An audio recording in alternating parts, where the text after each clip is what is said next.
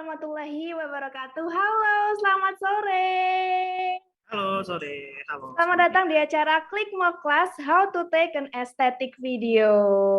Waduh, apa kabarnya nih hari ini semuanya? Semoga baik, sehat, dan juga bahagia ya. Aku lihat di room udah banyak banget nih pesertanya. Ada 40 peserta. Barengan sama saya Aulia Hafisa, hari ini kita akan belajar untuk membuat estetik video menggunakan smartphone atau HP gitu ya. Nah, tentunya kali ini saya tidak akan sendiri karena saya sudah bersama dengan narasumber yang pastinya kompeten di bidangnya, seorang videografer dan juga seorang content creator. Ada Kak Andi Azril. Halo Kak Halo. Andi. Halo, sore semuanya. Halo. Halo, apa kabarnya nih Kak Andi hari ini? Alhamdulillah baik. Oke, kesibukannya apa aja Kak? Ini sih akhir-akhir ini lagi fokus buat sidang akhir kuliah ya, kebetulan ini. Oke, kira-kira Kak Andi ini udah berapa lama sih jadi videografer?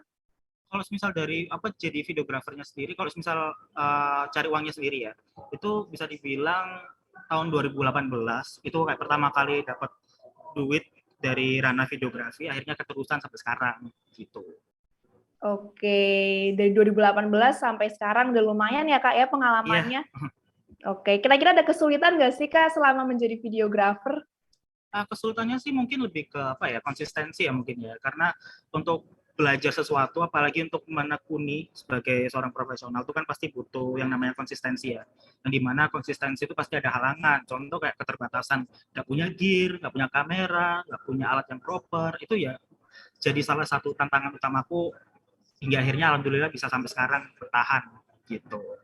Oke, jadi hari ini Kak Andi juga akan sharing tentang pengalamannya menjadi videografer ke teman-teman ya Kak ya. Yo, Oke, langsung aja deh buat Kak Andi untuk menyampaikan materinya hari ini. oke langsung aja ya, aku share screen di sini, bentar. Oke, udah muncul nggak? Muncul jelas. Oke.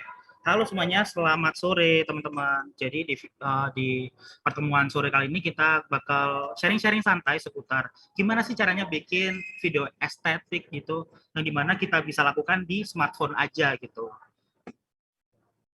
Nah, sebelum kita masuk ke materi utamanya nih, di sini aku mau perkenalan dulu. Soalnya kan kata orang-orang itu tak kenal maka tak sayang gitu. Jadi izinkan aku buat memperkenalkan diri dulu. Namaku adalah Andi Azril, biasa dikenal sebagai Foxasius atau Andi. Di sini aku lebih condong ke freelance videographer dan juga seorang content creator.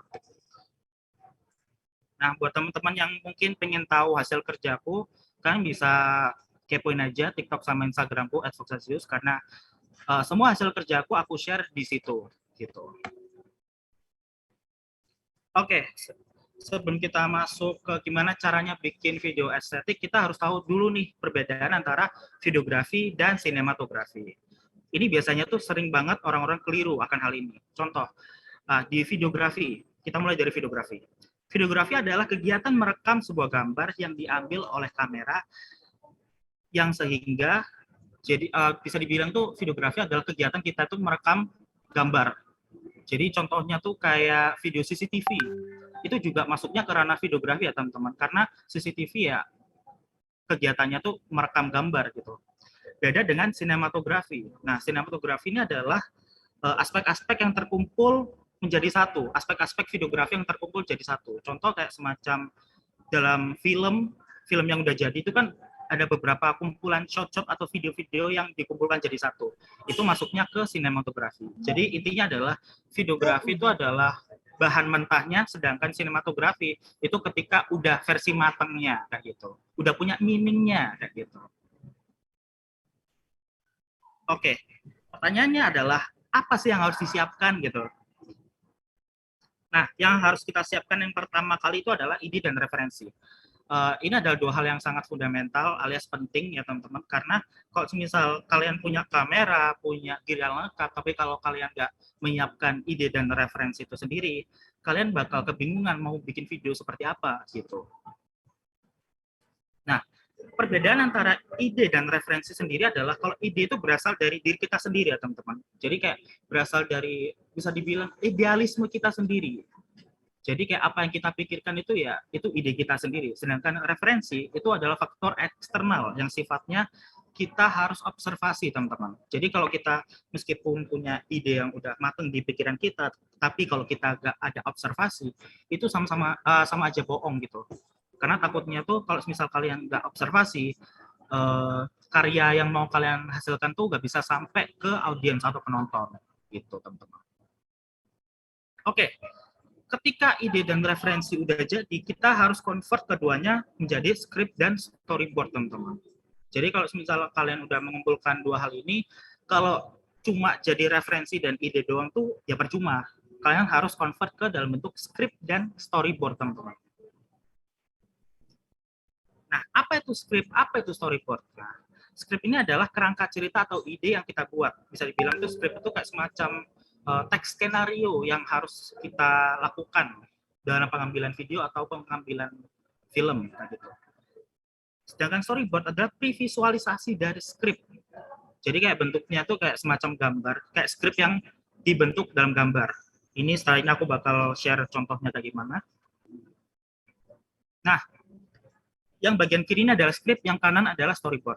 Nah, bisa kita lihat di sini, script ini benar-benar full tulisan yang dimana tuh ada tulisan scene berapa, keterangannya sedang apa, ini di dalam atau di luar ruangan, ini siang hari atau malam hari, setnya di mana, dan tuh secara jelas itu kayak ditulis gitu, secara tertulis. Sedangkan storyboard ini adalah bentuk visualisasi dari script yang udah ditulis. Nah, contoh nih, di storyboard yang ini tuh ada tulisan shot 1, medium close, kamera follow segala macam yang dimana itu menyesuaikan dengan script yang udah dibuat, teman-teman.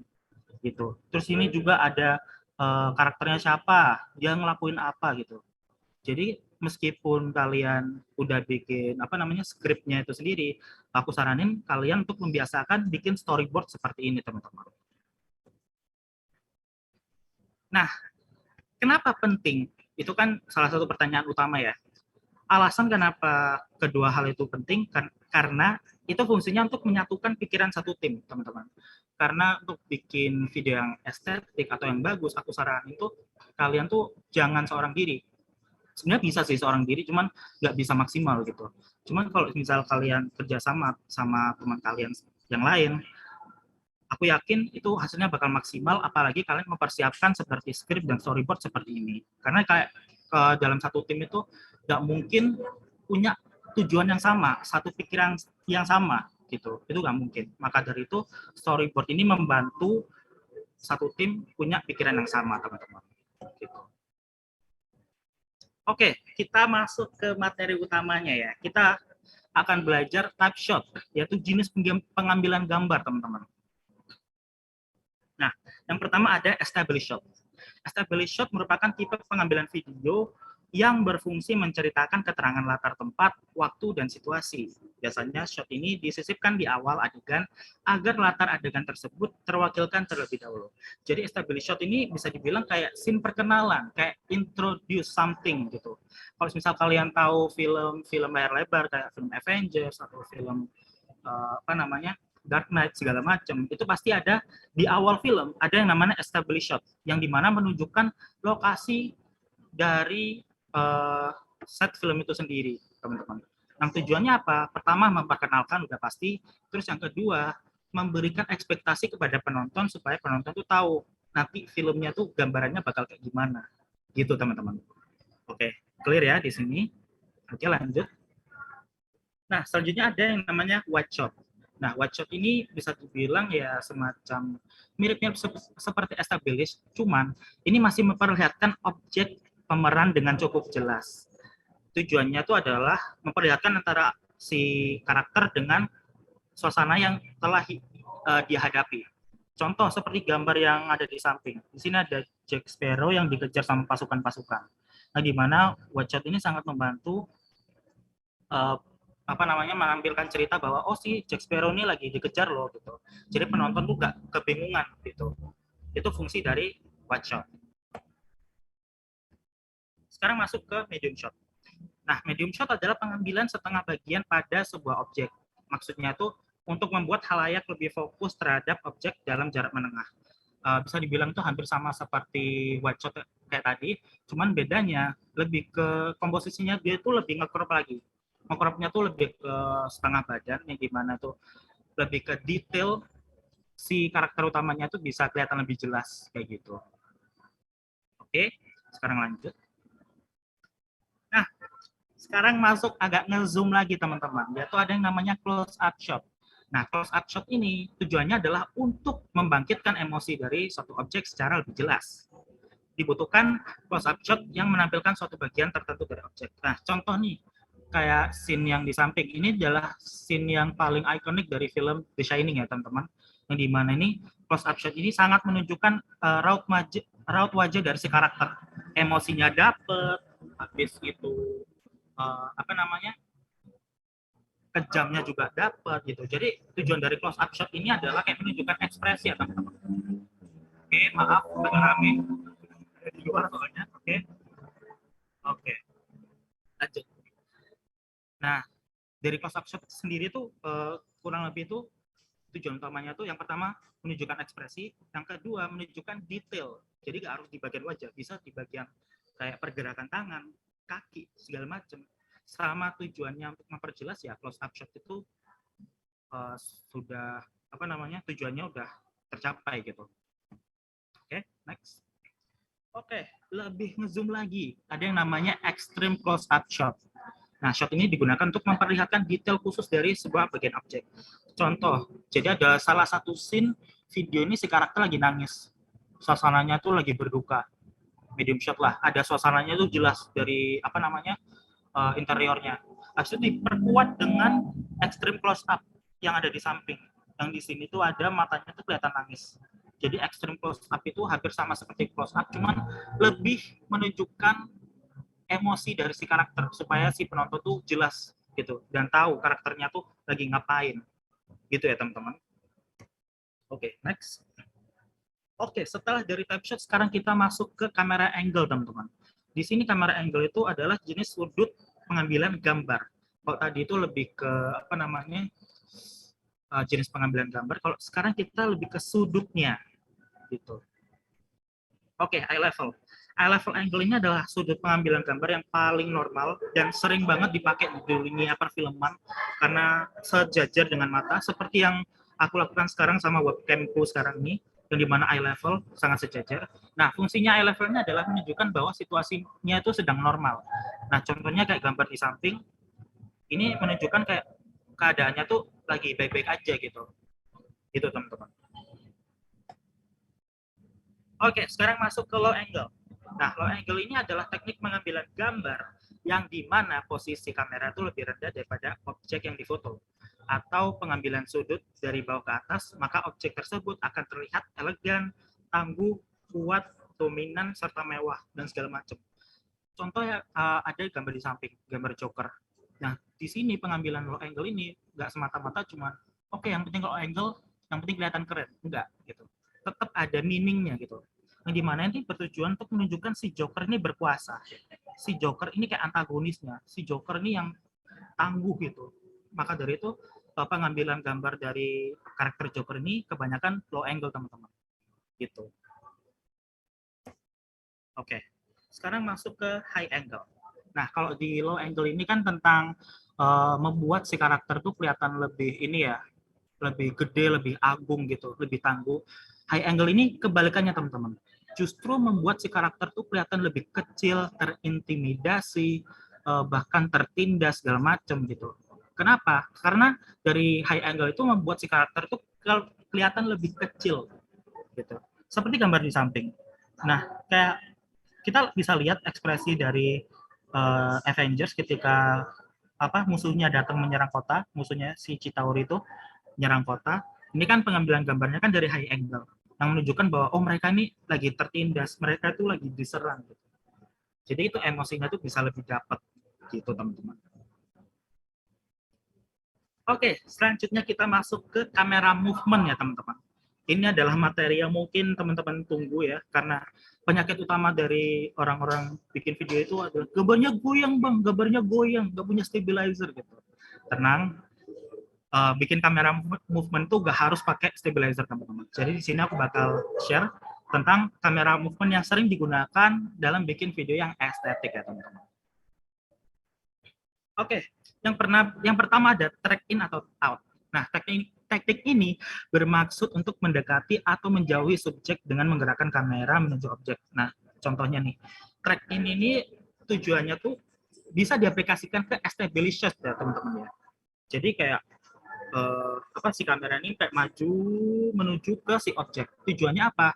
Lebih ke introduce. Track in tuh kayak lebih ke introduce atau menekankan emosi si karakter gitu. Jadi kayak begitu datang, oke. Itu kayak fungsinya tuh lebih ke memperkenalkan si karakter atau si objek. Sedangkan yang track out itu beda lagi, teman-teman. Jadi kayak kamera dari objek menjauh itu biasanya digunakan untuk outro atau apa namanya kayak shot terakhir dalam sebuah video ya, teman-teman. Gitu. Oke, next. Oke, shot selanjutnya ada yang namanya parallax. Nah, parallax ini adalah gerakan kamera memutar mengitari objek dari kiri ke kanan atau ya sebaliknya bisa. Jadi kayak contoh ini ada salah satu objek di sini, terus aku kameranya muter. Bisa dibilang tuh semacam pergerakan orbital ya, teman-teman. Orbit gitu. Fungsinya apa? Fungsinya adalah untuk menunjukkan detail dari si karakter atau detail si objek. Itu tujuan utama dari parallax. Jadi kayak nge-reveal detail dari keseluruhannya tuh kayak gimana. Kayak gitu. Oke, lanjut ke crab movement. Gerakan kamera secara lateral atau menyamping berjalan sejajar dengan subjek yang sedang berjalan. Contohnya adalah ketika ada satu objek ini, biasanya tuh kalau bahasa lebih gampangnya tuh kayak sliding gitu loh. Geser dari kanan kiri segala macem, itu sama aja. Kenapa namanya crab movement? Karena gerakannya tuh sama seperti pergerakan kepiting ya, teman-teman. Yang dimana tuh kepiting jalannya nyamping ya. Maka dari itu disebut yang namanya crab movement gitu. Tujuannya apa crab movement? Hampir sama seperti parallax, yaitu menunjukkan apa namanya detail lain dari si subjek atau si objek. Cuman tidak sekompleks parallax gitu. Oke, stills camera movement. Nah, ini yang banyak teman-teman yang apa namanya meremehkan ya. Kamera diem doang mah estetiknya dari mana gitu. Nah, stills camera movement ini termasuk ke kamera movement. Dan itu ada tujuannya. Apa tujuannya? Tujuannya adalah menunjukkan keheningan dari suasana yang ingin dibuat. Contoh seperti gambar yang di samping. Di sini aku kameranya tuh lebih ke diem tapi agak sedikit gerak ya. Fungsinya tuh apa? Kayak menunjukkan itu si situasinya tuh sedang sunyi, damai, tentram gitu. Jadi kayak buat teman-teman yang pengen bikin video yang temanya tentang kesunyian segala macam, itu bisa pakai teknik seperti ini ya, teman-teman. Gitu. Oke, sekarang masuk ke bagian lighting ya, teman-teman. Jenis pencahayaan. Nah, selain kamera movement, lighting itu salah satu komponen penting dalam kalian untuk bikin video yang estetik ya. Karena apa namanya inti dari videografi atau sinematografi itu sendiri adalah dari pencahayaannya, teman-teman. Gitu. Oke, sekarang masuk ke teknik yang pertama. Ada yang namanya Rembrandt lighting. Ini adalah untuk memunculkan dimensi pada objek tanpa kehilangan karakter warna yang dimilikinya. Jadi kayak lebih ke menunjukkan karakter wajahnya atau dimensi dari wajah si subjek atau si karakter, seperti gambar di samping. Nah, ciri khas dari teknik Rembrandt lighting ini adalah terbentuknya segitiga pada pipi yang menjadi bayangan. Gitu. Itu masuknya udah ke Rembrandt lighting. Dari sini kita bisa lihat ya, dimensi wajahnya itu sangat-sangat kelihatan, yang dimana itu sangat bagus kalau dilihat dari kamera. Oke, lanjut. Oke, sekarang masuk ke split lighting. Nah, karakteristik dari split lighting ini adalah yaitu untuk memunculkan tekstur dari objek yang dipotret. Bisa dibilang split lighting ini itu fungsinya adalah membuat suasananya tuh menjadi lebih dramatis, teman-teman. Jadi bisa dilihat gambar di samping. Ini cocok banget kalau misal kalian pengen bikin video yang drama atau action bisa mendramatisir dari suatu keadaan. Jadi kayak emosinya bisa lebih dapat gitu. Jadi kayak yang bagian samping ini benar-benar gelap, bayangan doang. sedangkan yang samping ini terang.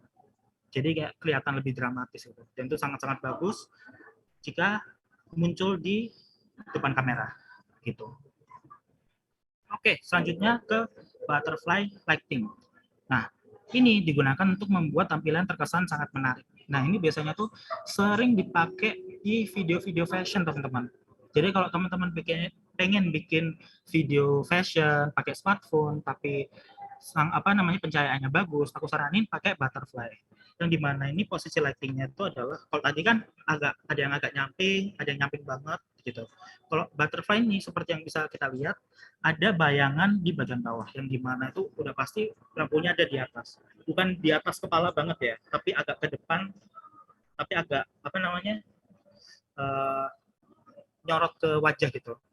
Yang dimana akan menghasilkan bayangan seperti ini. Nah, jadi ini adalah alasan kenapa ini disebut butterfly lighting, adalah membentuk bayangan seperti kupu-kupu di bawah hidung ya teman-teman. Gitu. Jadi kalau misalnya teman-teman pengen bikin video fashion atau katalog, aku saranin kalian menggunakan teknik seperti ini. Gitu. Oke, lanjut ke rim light. Nah, rim light ini untuk menampilkan bentuk garis atau kontur yang lebih jelas. Jadi kayak memunculkan kesan misterius gitu. Biasanya ini cocok banget buat kalian yang ingin bikin video-video atau film tentang horor atau thriller. Ini sangat-sangat cocok karena ini akan membuat si karakter tuh terkesan lebih misterius, teman-teman. Bisa dilihat di samping. Di sini tuh cuma kelihatan garis-garisnya aja, sebagian besar cahayanya. Yang dimana ini kesan misteriusnya itu udah dapat. Nah, permasalahan utamanya adalah biasanya lighting itu mahal ya teman-teman ya. Kalau misal teman-teman tahu, bahkan lighting proper yang paling murah aja itu kisaran 1 juta atau 2 jutaan. Tapi itu kualitasnya udah bagus gitu, meskipun murah. Nah, tapi kan biasanya kalau misal teman-teman udah dengar kata juta, ya, itu kan pasti kayak, males ngeluarin duit cuma buat lampu doang gitu. Biasanya kan gitu kan. Nah, tenang, tetap ada triknya sendiri teman-teman. Kalau teman-teman nggak ada lighting yang proper, gimana tuh caranya? Nah, kita bisa gunakan cahaya matahari teman-teman. Seperti yang aku lakukan sekarang. Di sini aku lagi di outdoor, di kampus, lebih tepatnya. Di sini aku memanfaatkan cahaya matahari buat nyinarin wajahku di sini. Karena apa? Ya, itu adalah pencahayaan yang paling murah teman-teman. Gitu. Yang penting itu kalian tahu arah cahayanya. Nah, untuk mendapatkan cahaya matahari yang maksimal, kita harus tahu yang namanya golden hour, teman-teman. Apa itu golden hour? Golden hour itu adalah momen di mana matahari itu sejajar dengan wajah kita, teman-teman. Yang dimana itu ada di pagi hari dan sore hari, teman-teman. Gitu. Yang dimana tuh kalau gitu tuh jatuhnya tuh lebih bagus jadinya tuh, shadow-nya yang dihasilkan tuh lebih bagus gitu teman-teman. Oke. Next. Nah, kapan kita bisa mendapatkan golden hour? Kan pertanyaannya kan itu ya. Nah, kalau hasil observasiku sendiri yang biasa aku lakukan, kalau pagi itu sekitar jam 5:30 pagi sampai jam 7:30. Di atas itu aku nggak terlalu nyaranin. Kenapa? Satu, udah mulai panas. Kedua, itu cahayanya tuh bakal overexposure banget kalau di kamera. Itu bakal jelek. Nah, kalau sore hari itu ada di 3:30 sore sampai jam 5 sore. Jam 5 sore itu udah maksimal ya teman-teman, karena udah menjelang maghrib gitu. Oke, solusi lain yang paling murah meriah adalah kalian bisa memanfaatkan flash HP kalian beserta kresek putih atau tisu lah, atau apapun yang berwarna putih tipis. Fungsinya apa? Itu untuk yang kreseknya itu adalah fungsinya untuk sebagai diffuser. Diffuser itu untuk apa, Bang? Nah, fungsinya adalah supaya shadow yang dihasilkan itu bisa lebih lembut, nggak terlalu keras gitu. Selanjutnya aku bakal masuk ke bagian video prakteknya, teman-teman, yang bakal di-share sama kakak panitia. Bentar, oke.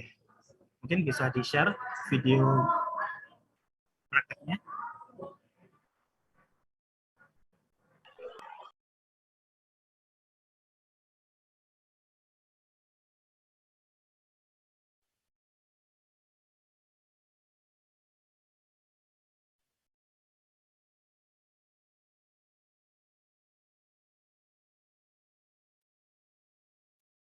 Halo semuanya, oke sekarang udah masuk ke bagian prakteknya.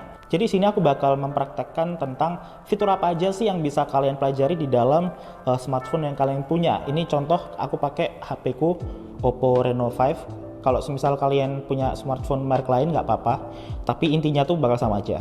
Yang pertama adalah jenis lensanya. Buat teman-teman itu pasti ada beberapa lensa seperti kalau aku ya ada wide seperti ini, habis itu ada yang biasa normal seperti ini, terus apa namanya ada zoom, ada tele dan segala macam.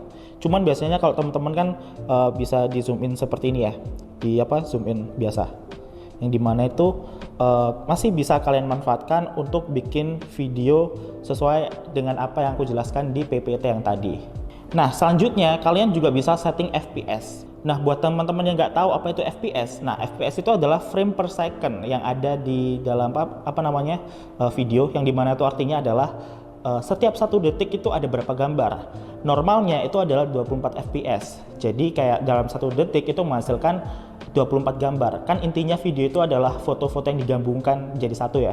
Jadi intinya seperti itu. Dan aku lebih saranin kalau punya di 60 FPS, aku saranin setting ke situ. Karena apa? Itu bakal bisa di slow motion waktu di editing. Kalau pakai 24 fps itu takutnya adalah nanti hasilnya bakal patah-patah. Ini di sini aku bakal praktekin settingnya. Oke, ada pengaturan di sini. Ke bawah. Nah, resolusi video di sini. Di sini kalau aku ada 1080p 60 fps. Nah, yang dimana 60 fps ini udah sangat-sangat rekomen banget buat kalian untuk bikin video yang estetik, bagus gitu-gitu, sesuai dengan apa yang aku share di PPT yang sebelumnya. Nah, selanjutnya adalah aktifkan fitur stabilizer. Nah, biasanya tuh HP itu ada yang enggak gitu loh. Kalau aku kebetulan ada, dan buat teman-teman yang HP-nya mungkin sejenis kayak aku tapi kalian nggak tahu pengaturannya tuh di mana, di sini. Jadi kalau misal di Oppo Reno 5 itu ada di bagian atas di sini. Nah, kalau di tab ini langsung auto stabil. Ada tulisannya ultra stabil. Kalau misal kalian apa namanya? Kalian tab yang ini Pro. Nah, ini juga bisa semakin lebih stabil lagi. Jadi ini bakal membantu kalian untuk bikin video yang sangat-sangat stabil kayak gitu ya, teman-teman. Oke, selanjutnya aku bakal praktek gerakannya kayak gimana untuk bikin video yang stabil, dan mari kita mulai. Oke, sekarang kita masuk ke bagian praktek gimana sih cara bikin video stabil. Yang pertama harus diperhatikan adalah sebelum kalian bikin gerakan yang stabil, itu harus ada dari faktor manusianya dulu ya teman-teman. Yang artinya apa? Penyakit orang-orang waktu ngerekam gak stabil itu adalah ketika kalian tuh lagi tremor. Nah, biasanya orang-orang tremor itu kenapa?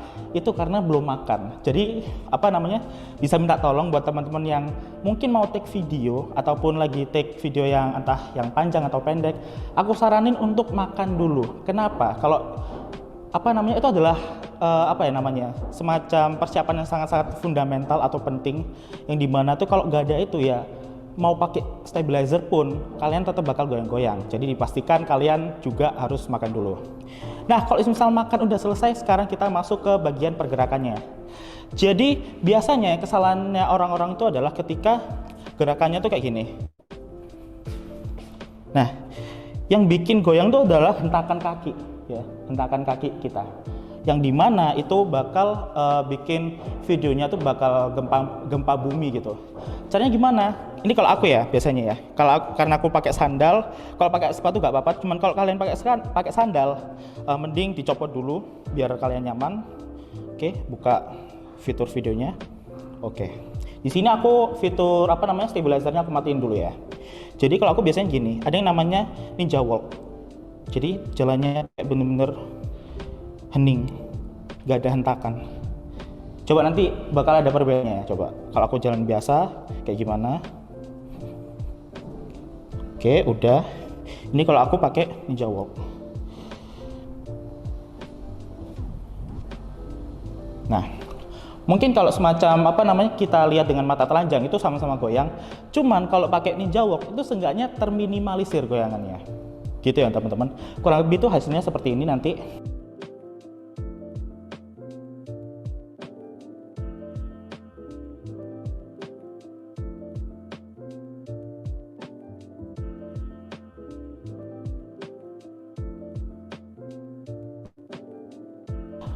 Ini tadi kan kita udah track in, sekarang udah track out. Kalau aku biasanya selain Ninja Walk, kalian cukup bikin satu langkah aja tapi jaraknya tuh cukup jauh. Jadi maju mundurnya kayak gini, cukup jauh. Ini kalau aku ya, ini juga bagian siku kalian jepit di sini, jangan di sini karena apa? Kalau di sini tuh kalian kan bakal nafas ya, di band itu bakal kayak goyang kayak. Nah kayak gitu. Jadi kalau saranku sih selain dari kaki, siku juga dan sedikit tahan nafas ya teman-teman ya. Jadi ini kurang lebih seperti ini, bentar ya. Oke, 3, 2, 1 and action. Oke. Kurang lebih hasilnya seperti itu.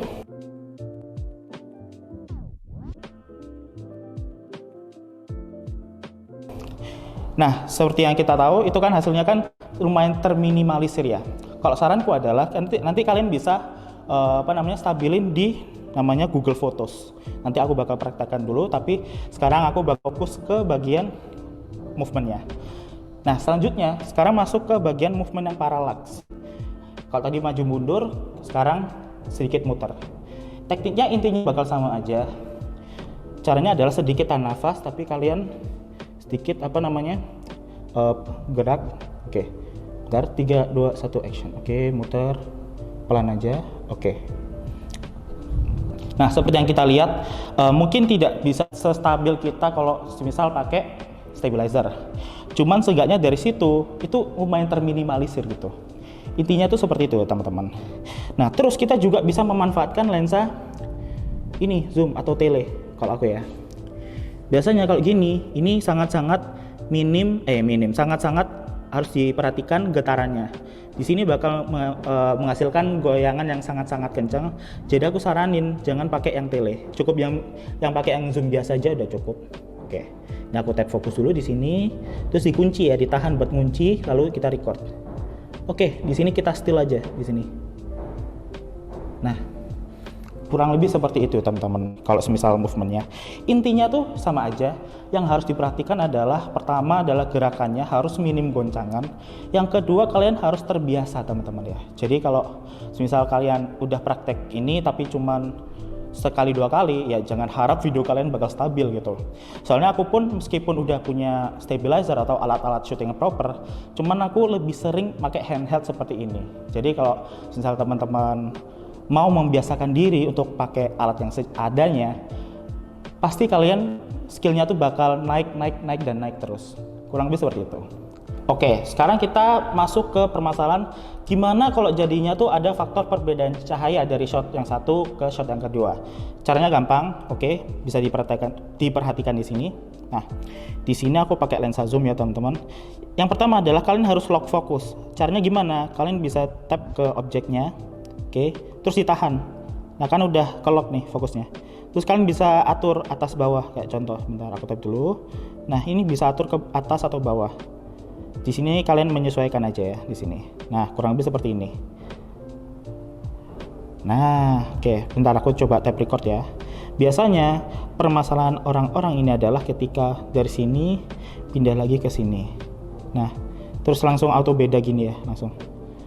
Nah, saranku adalah kalau kalian terlalu banyak movement, aku saranin untuk di tap fokus kayak tadi, oke, lalu atur exposure-nya mau seberapa. Bentar, sorry, salah tekan di sini. Oke. Nah, oke, bisa digeser-geser seperti ini. Dan kurang lebih itu hasilnya tuh bakal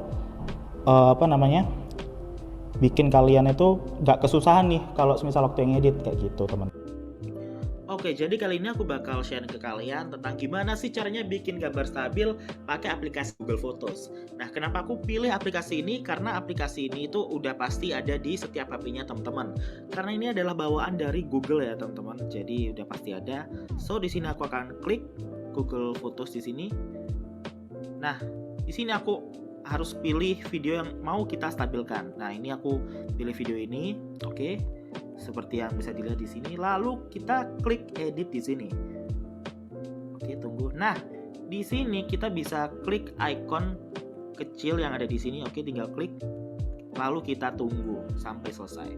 Nah, karena ini udah selesai, lalu kita coba kita play. Tuh, gambarnya tuh kayak udah stabil gitu loh. Jadi kayak aplikasi ini sangat-sangat membantu teman-teman untuk belajar videografi supaya bisa lebih advance lagi gitu, teman-teman. Coba kita lihat perbedaannya. Nah, kalau misal nggak pakai stabilize in post itu kayak semacam sedikit goyang ya, teman-teman. Coba kalau kita klik lagi. Nah, ini sudah auto stabil. Lalu kita bisa save ini dengan klik simpan salinan atau ya apapun itu sesuai settingan HP teman-teman. Nah, udah selesai. Seperti itu, teman-teman. Oke, sekarang kita masuk ke praktek gimana kalau misal kita berada di posisi minim cahaya kayak sekarang nih. Aku sampai pakai lampu tambahan ya, pakai flash HP. Kalau aku biasanya adalah menanganinya tuh di masing-masing HP itu ada yang namanya flash ya. Flash internalnya masing-masing. Kalian bisa minta tolong teman kalian yang punya HP, itu udah pasti ada, dan juga minta yang namanya entah kresek putih ataupun tisu. Kalau di sini aku adanya tisu yang dimana fungsinya sebagai apa? Sebagai diffuser supaya tuh cahaya yang dihasilkan tuh bisa lebih lembut gitu, bayangannya tuh gak terlalu keras gitu. Ini biasanya kalau mode emergency sih. Ini bakal aku praktekin ke video ke objek yang kecil kayak gini mainan. Kalau misal ke orang ya aku kurang saranin sih. Kalau misal kayak gini kalian bisa pakai ke objek yang kecil kayak di sini aku pakai mainanku sendiri. Nah, untuk prakteknya gimana? Oke, sekarang langsung ke prakteknya. Oke, untuk variasi kali ini kalian bisa menggerakkan lightingnya ya teman-teman. Ya kurang lebih seperti ini. Dan kalau misal istilahnya dalam dunia produksi itu ada yang namanya light movement ya teman-teman, seperti ini. Dan ini adalah contoh lain penerapan light movement itu sendiri ya teman-teman. Silahkan ditonton sendiri.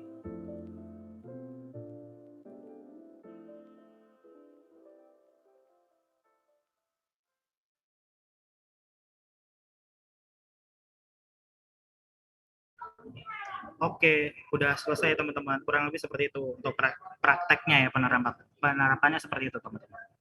Gitu. Oke, terima kasih banyak Kak Andi atas pemaparannya. Wow, jelas banget nih tadi pemaparannya. Singkat, jelas, namun semuanya tuh ngena dan paham gitu. Dan tadi juga Kak Andi udah kasih berbagai macam tips and trick, bahkan tadi sesimpel makan dulu sebelum ambil video gitu, biar kita nggak tremor ngambil videonya. Iya, itu. Oke, teman-teman yang misalnya ada pertanyaan gitu bisa langsung disampaikan di kolom chat, atau mungkin nih yang ada kendala dalam mengambil video atau mau curhat, tanggapan, silakan langsung disampaikan di kolom chat. Nah, selain itu juga aku mau menginformasikan nih buat teman-teman untuk mengikuti acara sampai selesai, karena nanti di akhir akan ada presensi yang fungsinya untuk sertifikat teman-teman gitu. Jadi sayang banget kalau misalnya nggak ngikutin sampai akhir gitu ya. Oke Kak Andi, aku langsung ke tanya jawab dari kolom chat aja ya Kak ya. Oke. Ada dari Diego. Kalau untuk resolusi 4K di HP itu sebenarnya sama nggak sih Kak sama 1080p? Oke, ini bakal gue jawab ya.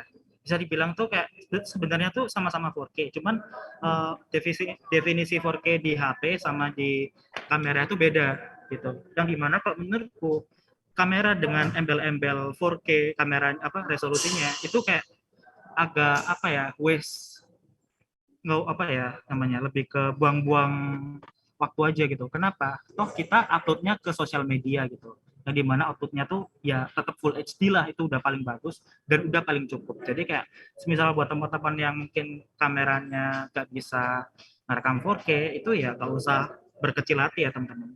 Jadi kayak ya bisa dibilang tuh masih bisa kepakai lah Full HD. Kalau misal ditanya 4K itu sebenarnya sama kayak 1080p atau enggak, sebenarnya ya beda gitu. Cuman emang kualitasnya aja yang kayak 4K di HP dengan kualitas 4K di kamera mirrorless atau cinema itu ya jelas beda gitu. Ada resolusi khusus nggak sih Kak buat di-upload di beberapa kanal atau media gitu? Misalnya Oke, di Instagram apa, di TikTok apa, di YouTube apa? oke. Kalau aku ya, sejauh ini tuh udah pasti uploadnya tuh cukup 1080p aja di Full HD. Karena itu emang apa ya, selain orang Indonesia tuh rata-rata nonton paling mentok ya di Full HD, itu bakal memudahkan kita juga gitu untuk apa namanya deliver konten yang mau kita tampilkan ke penonton gitu. Oke, jadi semuanya sama ya Kak, walaupun di TikTok, Instagram juga Full HD gitu. Iya, aku gitu biasanya. Oke, lanjut nih. Saran dong Kak untuk HP yang tidak ada pengaturan FPS-nya. Oke, biasanya tuh kalau aku ya, kalau misal gak ada pengaturan FPS, aku utamain ke kamera movement kayak tadi. Jadi itu harus sering-sering yang namanya latihan kamera movement sama angle kayak gitu. Kenapa? Kalau misal gak ada apa namanya, ada keterbatasan di bagian FPS, seenggaknya kalian bisa push kemampuan di aspek yang lain gitu. Soalnya untuk apa ya, bikin video bagus tuh gak melulu tentang FPS sih. Menurutku gitu ya, menurutku. Oke, jadi bisa dengan latihan dan juga trik-trik tadi ya Kak, yang Ya, ninja walking ya dan ninja lain-lain walk. sebagainya. Apa tadi? Ninja walk lah, ada Iya, jalan ninja ninja walk. gitu.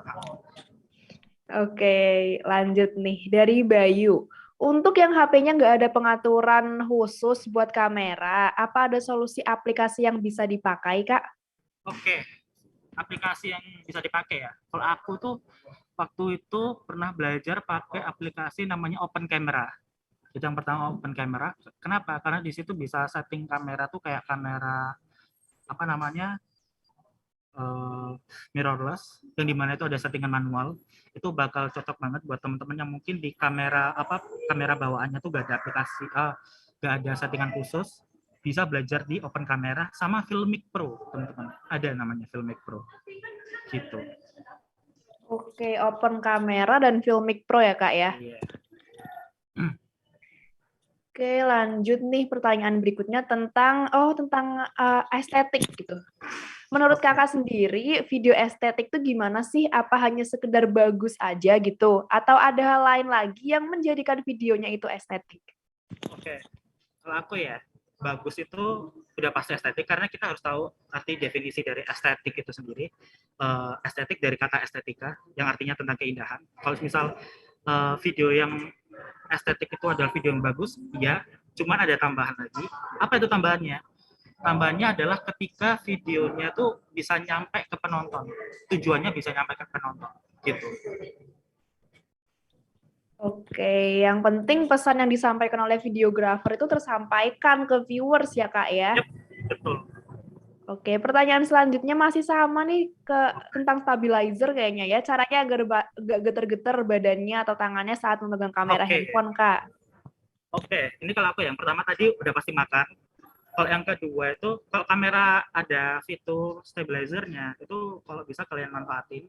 Tapi kalau nggak ada, biasanya itu adalah, mungkin kalau teman-teman ada yang namanya lanyard ya, kalung ID card itu loh, teman-teman. Jadi kayak, kalau aku biasanya gini, pengaplikasiannya tuh kalau misal di kamera, itu ada yang namanya neck strap. Biasanya tuh aku tarik kayak gini. Yang dimana itu bakal membuat si kamera itu lebih steady. Gitu. Itu kalau aku. Nah, misal kalau misalnya di HP kayak gimana? Cukup kalau teman-teman punya kalung lanyard ya. Kalau kalung ID card itu kalian bisa cantolin aja di kayak gini, terus kalian tarik aja gitu. Saling tarik gitu. Otomatis nanti hasilnya bakal steady. Habis itu dipakai latihan-latihan movement aja gitu. Aku biasanya latihannya kayak gitu kok biasanya. Oke, ternyata ada beragam cara untuk menstabilkan cara mengambil Yes, video ya, Kak benar. ya. Nggak mesti pakai tripod. Iya, Ditekan pakai leher biar iya, mantap gitu juga bisa iya, bisa stabil ternyata. benar-benar. Oke, lanjut pertanyaan berikutnya. Pengen ngambil low angle tapi agak susah karena handle. Apa tips dan triknya, Kak? Oke, kalau aku ya, Handheld. ya kalau handheld itu pertama tuh udah pasti harus dibiasakan ya teman-teman. Itu yang pertama itu sama faktor bobot kamera sih teman-teman. Jadi itu ada yang kamera tuh saking entengnya tuh jadinya tuh kayak apa ya nggak kerasa kayak bawa kamera gitu. Jadinya tuh nggak bisa steady atau nggak bisa stabil gitu. Kalau aku sih biasanya itu kayak menambahkan kalau di kamera ya, ada yang namanya cage. Cage itu kayak semacam kandangnya kamera gitu. Yang dimana itu dari besi itu juga selain bisa menambah aksesoris yang lain, itu bisa menambah bobot kamera. Itu bakal ngebantu banget. Terus selain itu bisa juga memanfaatkan seperti yang aku bilang tadi pakai strap, back strap. Itu harus dibiasain ya biasanya pakai itu. Gitu biasanya. Oke. Lanjut, Kak. Kak, kenapa saat udah lock cahaya tapi terkadang suka berubah-ubah? Oke, mungkin lebih ke ini ya, movementmu terlalu banyak ya. Biasanya tuh permasalahannya gitu. Tergantung HP ya biasanya. Cuman kalau aku melihat dari problemnya ini, karena aku juga pernah mengalami ya, saranku adalah kalau misal kalian nggak mau cahayanya berubah-ubah, jangan terlalu banyak gerak di apa namanya kamera kalian. Kenapa? Itu AI-nya tuh bakal bingung gitu nentuin cahayanya. Meskipun kalian udah lock, kalian kunci, AI yang namanya AI itu pasti bakal ada inisiatif sendiri teman-teman. Jadi kalau saranku sih minimalisir yang namanya movement gitu. Oke, minimalisir movement ya, Kak ya. Lanjut pertanyaan berikutnya. Nah, buat teman-teman nih yang mungkin ada pertanyaan atau mungkin lagi ada project nih, terus habis itu ada agak kesulitan, bisa banget nih dikonsultasiin, mumpung di sini ada Kak Andi ya kan, kapan lagi gitu. Oke, lanjut pertanyaannya. Cara buat stabil ngambil high angle pakai crab movement tanpa tripod gimana ya, Kak? Oke, kalau aku ya, sebenarnya ini lebih ke sekali lagi ya pembiasaan ya. Soalnya kalau aku itu harus bolak-balik latihan gitu untuk menghasilkan apa namanya udah terbiasa head ya. Jadi kalau aku itu misal ditanya apakah ada trik khusus, sebenarnya itu trik khususnya tuh udah aku jelasin di apa namanya di video penjelasan tadi. Cuman yang harus diperhatikan sama teman-teman itu adalah harus dibiasakan teman-teman. Jadi aku biasanya ya udah harus bisa sestabil mungkin gitu. Jadi kayak harus apa ya namanya harus dibiasakan gitu, membuat tangan kalian tuh terbiasa. Gitu. Oke, terima kasih. Lanjut lagi pertanyaan berikutnya. Nah, ini dia. Tapi tentang editing nih, Kak. Ya Cara nggak apa-apa. nentuin lagu sama video gimana sih, Kak? Mungkin Ah, nyocokin lagu kali ya? oke, cekin lagunya ya, moodnya ya mungkin ya. Kalau saranku adalah kalian harus pertama pertama harus tahu kalian tuh mau bikin video apa. Contoh, kalau aku pengen bikin video fashion, temanya tuh lebih ke funky. Berarti yang harus aku tahu di sini adalah untuk lagunya harus temanya tuh kalau nggak lagu R&B ya hip hop. Intinya seperti itu. Apa yang berhubungan. Jadi itu seperti yang aku bilang di awal, observasi itu penting. Supaya apa? Supaya kalian tuh nggak kesusahan untuk ini aku pengen bikin video ini tapi bingung nih cari lagunya kayak gimana gitu. Soalnya kalau dari kalian udah terbiasa observasi, kalian tuh udah pasti terbiasa dengan keyword-keyword dari lagu yang ingin kalian cari gitu. Oke, jadi harus menentukan moodnya terlebih dahulu dari video yang kita buat, baru kita cari lagu-lagu yang cocok gitu. Benar. Nah, kita lanjut ke pertanyaan berikutnya. Kak, saya ada project wedding dan udah lihat referensi, tapi cara mengaplikasikannya itu agak susah gitu. Ada cara lain nggak sih, Kak? Oke, bentar. Ini apa ya namanya? Kan susah itu kan ada banyak. Ini juga aku harus tahu ini susahnya tuh gimana dulu. Soalnya kan ada dari faktor cahayanya atau dari faktor movementnya gitu. Cuman kalau aku sendiri tuh kalau misal emang udah tahu susah itu pertama kalau udah waktu di job ya jangan dipaksakan yang pertama. Yang kedua tuh nah itu harus dilatih. Kalau misal udah tahu susah itu harus dilatih. Soalnya gini apa ya? Kalau kalian sering-sering latihan, kalian mungkin nggak bisa achieve gambar yang sesuai dengan yang kalian pengen, tapi seenggaknya tuh kalian udah terbiasa untuk mengambil gambar yang mendekati seperti yang kalian pengen. Kayak gitu teman-teman. Oke, jadi dalam membuat video sebagai videografer, ternyata praktek itu penting ya, Kak ya? Oh, sangat-sangat penting. Sangat penting. Harus dibiasakan itu. Kita lanjut ke pertanyaan selanjutnya. Nah, terkait referensi nih, Kak. Kakak biasanya dapat referensi videografi itu dari mana gitu? Sebenarnya itu ada dari film sama dari YouTube. Kalau YouTube itu mesti ya teman-teman tahu lah. Ada yang namanya Chandra Leo Tintuan. itu juga jadi salah satu apa ya namanya ya, role modelku untuk belajar sinematografi. Dan juga ada Agung Hapsah itu, misalnya aku sering nonton video mereka berdua. Dan juga dari film-film, karena aku lebih fokusnya ke apa namanya video-video fashion, maka yang sering aku tonton itu adalah semacam video dari Vogue atau magazine-magazine yang lain gitu, kayak gitu. Itu aku biasanya.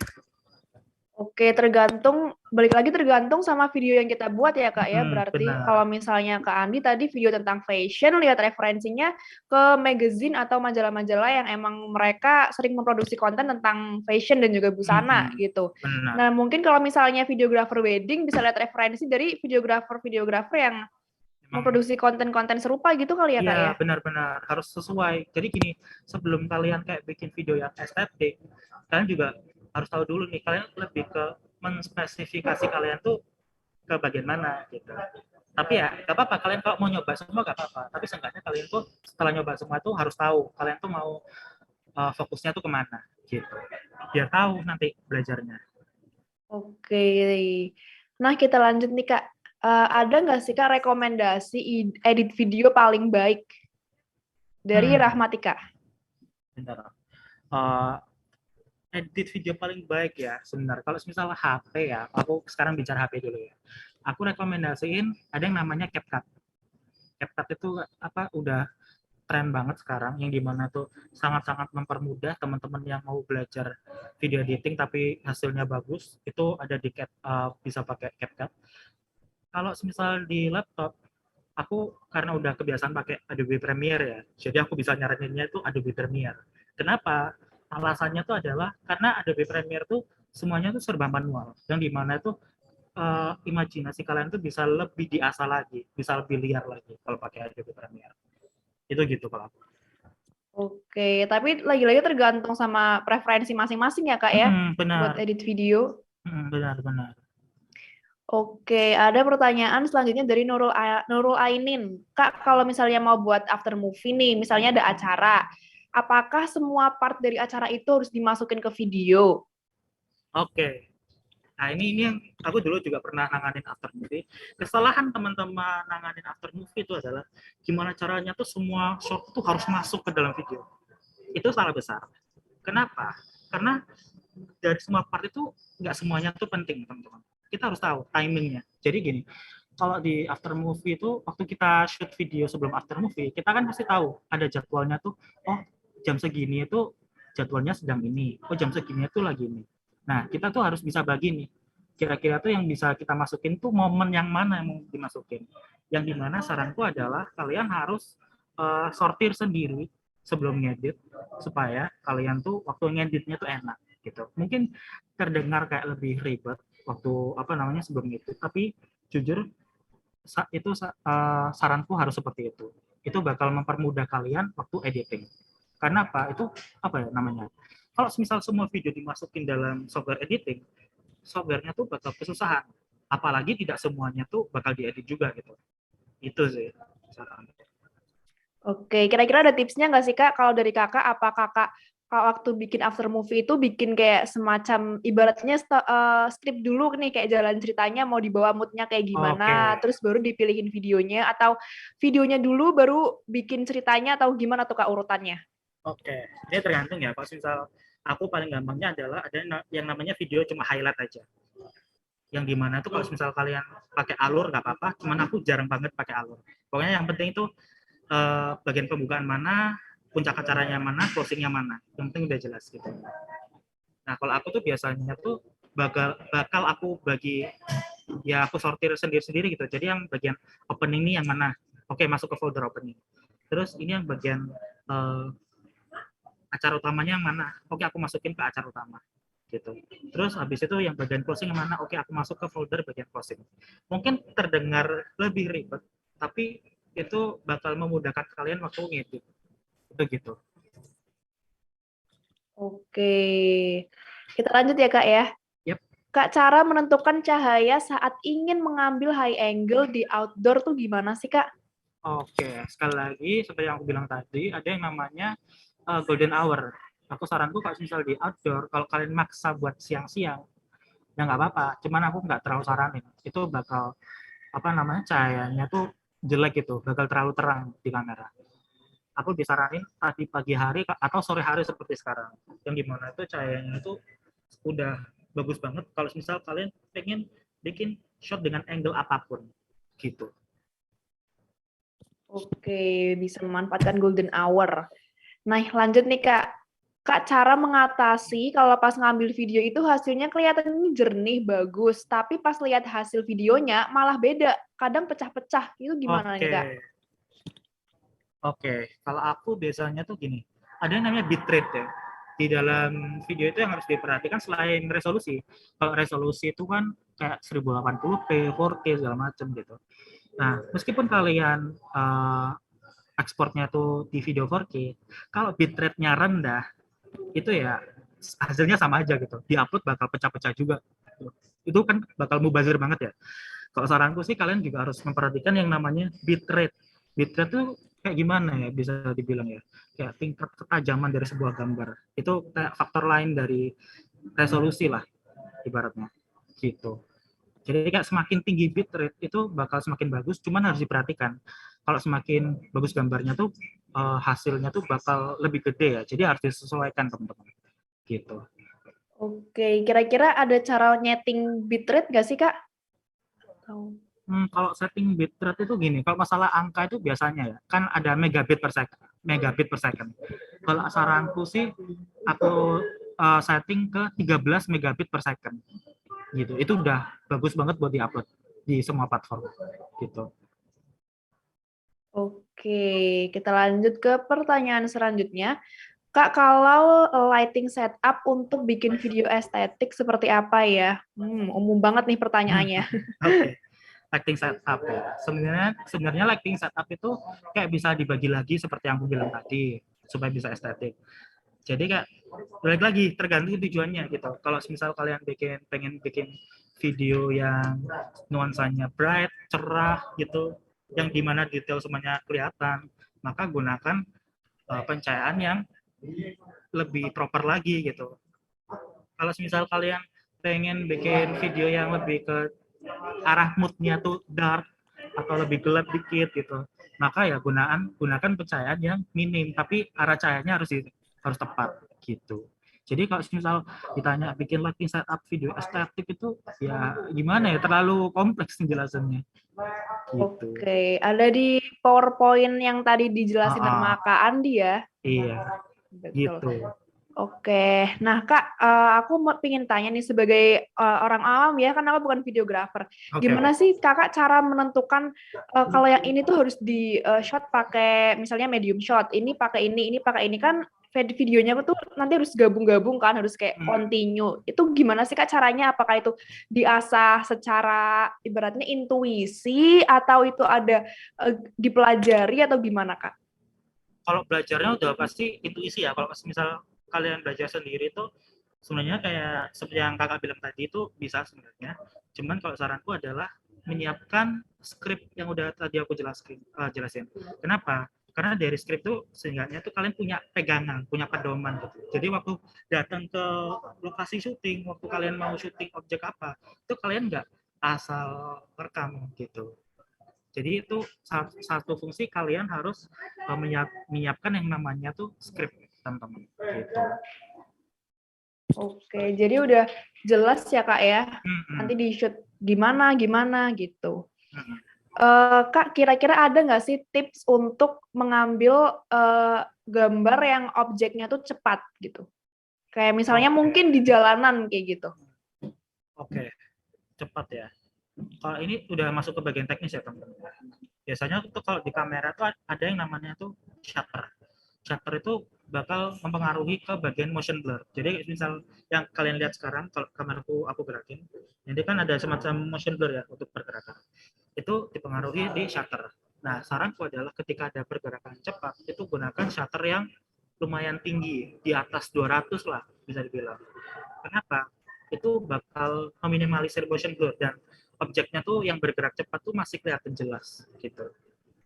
Dan itu bakal cocok banget untuk kalian kalau pengen bikin video dengan temanya tuh ya ada scene berantem-berantemnya, itu bakal cocok banget. Itu kan momennya kan cepet banget tuh. Itu bisa tuh pakai kayak gitu. Oke. Kalau misalnya nih kita mengambil video di tempat ramai gitu, untuk mengurangi suara bisingnya, ada tips nggak, Kak? Oke, gini. Untuk mengurangi suara bising aku nggak terlalu rekomen.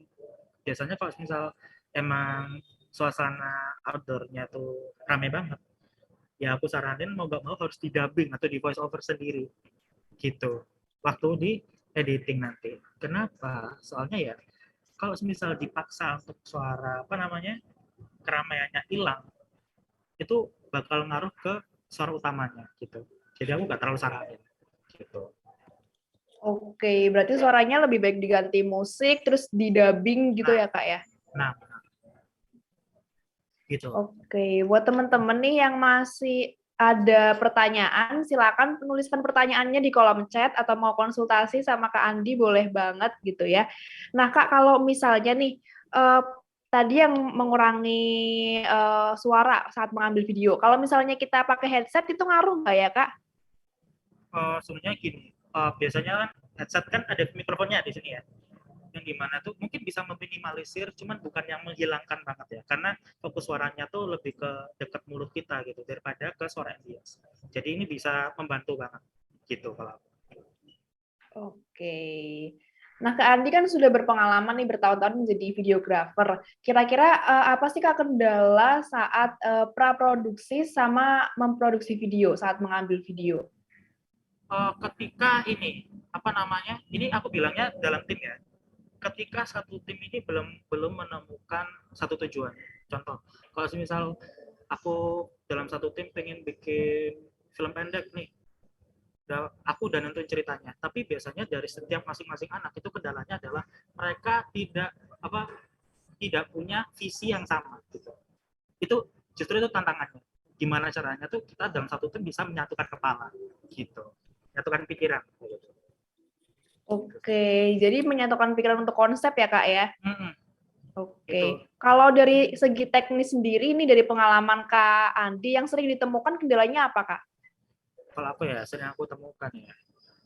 Mungkin itu yang pertama, yang kayak tadi itu yang pertama, terus yang kedua itu mungkin lebih ke apa ya, prepare alat-alat yang dimana itu sangat-sangat diremehkan. Contoh kayak sesimpel nyiapin baterai kamera. Ini sering banget teman-teman tuh pasti udah apa namanya prepare semuanya, tapi baterainya tuh lupa dicas, lupa di apa gitu, lupa disiapin, bahkan lupa dibawa itu ada. Pernah juga aku dulu. Dan itu kayak yang aku apa ya, yang aku tekankan di sini adalah preparation itu sangat-sangat penting sebelum syuting gitu. Jadi harus apa ya, teliti terhadap apa yang mereka siapkan. Kalau bisa tuh kayak dibikin to do listnya gitu loh. Pas misal udah ini udah selesai, oke checklist. Ini udah selesai, oke checklist kayak gitu. Oke, sesimpel preparation ternyata penting banget nih Mm-mm. teman-teman. Nah, ini ada dua pertanyaan terakhir ya Kak ya. Oke, Tips and trick untuk mengambil video dengan lebih dari satu angle gimana ya Kak? Dan jenis-jenis angle yang cocok dipakai bersamaan. oke. Jenis angle cocok dipakai bersamaan. Gimana nih maksudnya? Tips and trick untuk mengambil video dengan lebih dari satu angle gimana? Oke, kalau aku ya, misal dalam satu scene ini dia lagi contoh sedang apa ya bisa dibilang ya, ngambil HP. Oke, satu sini dia cuma ngambil HP. Oke, ada yang namanya one shot HP. Oke, record, cut. Nah, selanjutnya baru masuk ke yang namanya itu close up, yang dimana itu fokus ke pergerakan tangan kita waktu ngambil HP sampai ke wajah kita. Jadi itu kalau aku saranku sih emang harus direkam satu-satu ya. Jadi nggak bisa kayak secara bersamaan. Kalaupun bisa, itu pasti butuh kamera yang lebih dari satu. Yang dimana oke aku bisa menyarankan kalian apa namanya pakai kamera lebih dari satu. Cuman yang nggak aku rekomendasiin itu adalah ketika kalian itu bakal kesusahan waktu editing. Karena kan beda kamera itu kan beda penamaan folder ya.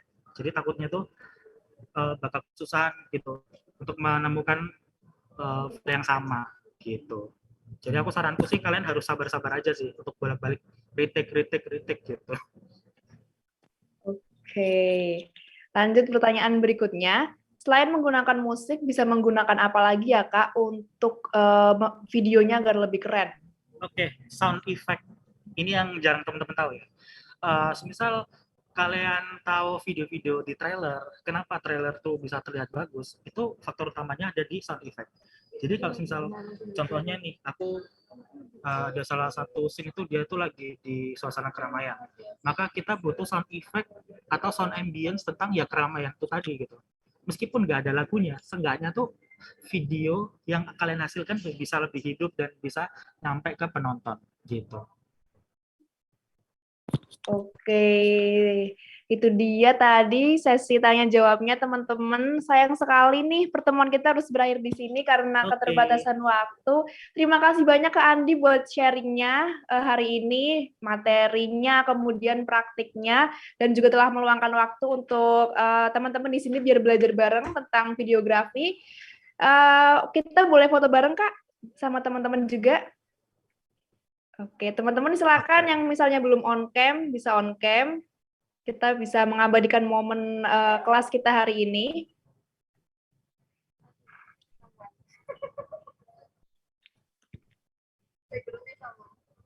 Oke. Sudah pada on cam.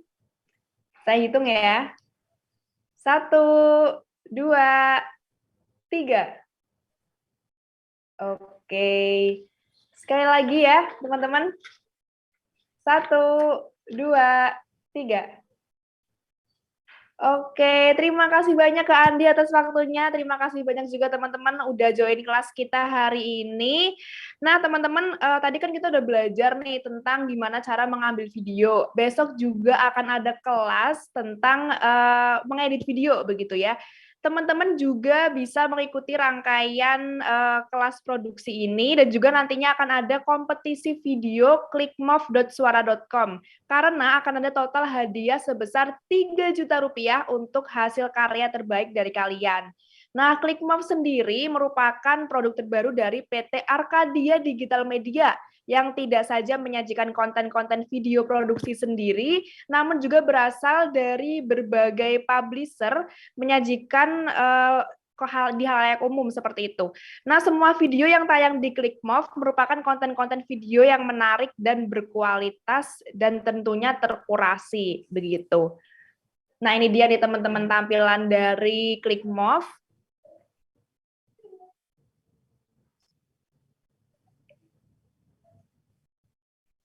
Oke, ini adalah kanal video terbaru dari PT Arcadia Digital Media. Teman-teman di sini juga bisa mengunggah video begitu ya. Nah, ini dia, ada berbagai macam kanal nih.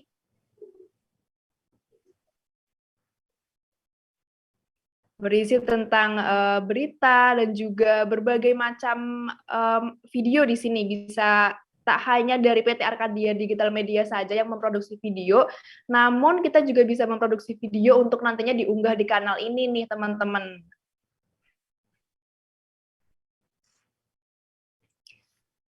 Nah, ClickMove ini nantinya sekarang sedang mengadakan kompetisi video dengan tema tanpa henti beri arti, di mana teman-teman bisa membuat video dengan menggambarkan berbagai kegiatan tentang temanya tanpa henti beri arti, begitu ya, tentang kebaikan seperti itu. Nggak hanya uang atau barang, tapi juga bisa berbagi ilmu kepada sesama dan sebagainya. Deadline pendaftarannya disubmit karyanya yaitu tanggal 11 April tahun 2022. Info lebih lengkapnya silakan teman-teman bisa menyaksikan di kolom chat link Zoom ini dan hadiahnya adalah 3 juta rupiah untuk 3 orang pemenang begitu. Nah, selain itu juga teman-teman silakan mengisi presensi yang ada di kolom chat untuk nantinya bisa untuk e-sertifikat seperti itu ya. Nah, teman-teman terima kasih banyak sudah mengikuti kelas kita hari ini. Kak Andi juga terima kasih banyak sudah meluangkan waktunya hari ini. Saya Aulia Hafisa. Jangan lupa esok hari untuk mengikuti kelas tentang editing video. Saya Aulia Hafisa beserta panitia mengucapkan terima kasih. Sampai jumpa besok.